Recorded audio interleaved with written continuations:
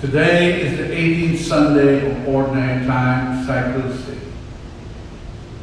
In the first reading, the Israelites were fleeing from the army of Pharaoh when they ended up at the edge of the Red Sea.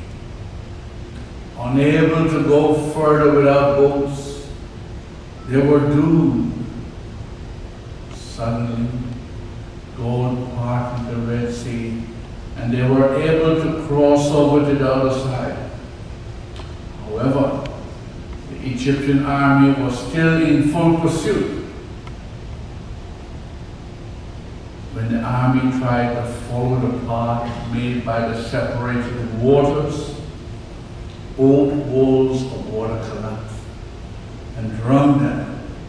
There was a great roar from the Israelites, and they saw their enemies destroyed by God. After the cheering stopped, they turned around to see what was ahead of them. To their horror, all they could see was miles and miles of desert. Fear gripped them, and they began to complain to Moses and Aaron.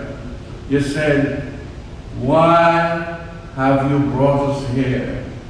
We would have preferred to die as slaves in Egypt, eating meat and having our fill of bread, rather than to die of starvation in the desert."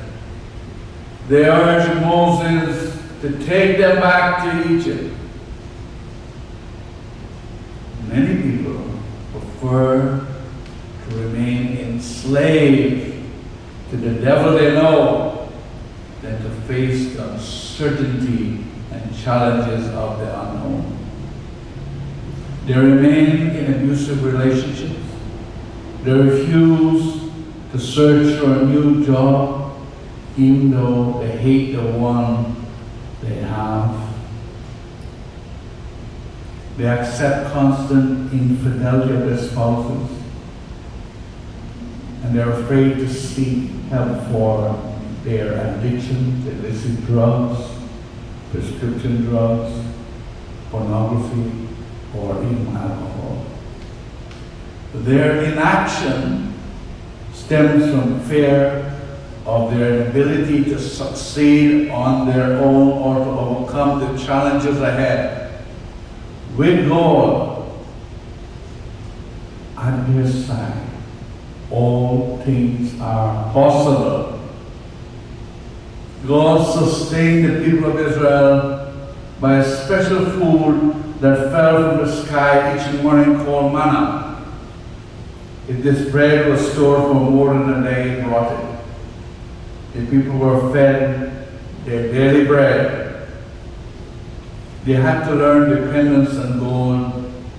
It was in the harshness of the desert, with many challenges, the people learned to trust in God, who always came to their rescue.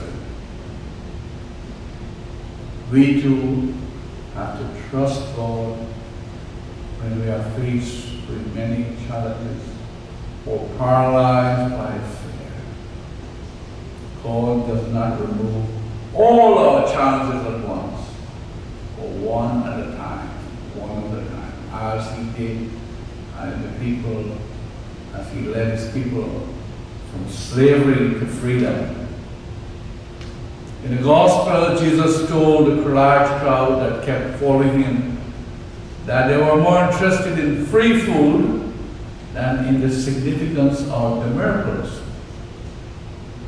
They did not realize that they needed to also concentrate on spiritual food, which is the source of eternal life. There's a quotation. Jesus said, "Do not work for food that perishes, but for food that endures for eternal life, which the Son of Man will give you." Why do we come to Mass? Is it because we fear God? Do we believe that God will take away our health, our wealth, or our security if we did not attend? This is certainly not the relationship that God desires for us with Him. God loves us and wishes us to return His love.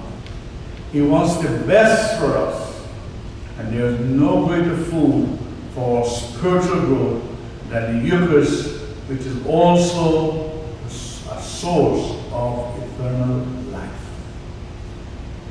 When the people asked God how could they accomplish eternal life, Jesus told them to believe in the one whom the Father sent, Jesus Himself. He later told them, I am the bread of life that comes down from heaven. Whoever comes to me will never hunger. Whoever believes in me will not thirst. These words of Jesus require deep meditation. They refer to the mystery of the Eucharist and the power that lies within this mystery. In the Eucharist, we commemorate Christ's saving action, and we become one with God through union, Holy Communion with Jesus. The Eucharist is not a spiritual vitamin cookie. It is the real sacramental presence of Christ. Christ gives Himself to us, and we give ourselves to Him. Please spend a few moments after receiving Holy Communion to meditate on this wonderful mystery. We should also ask Jesus to transform us, to become more like Him, more loving,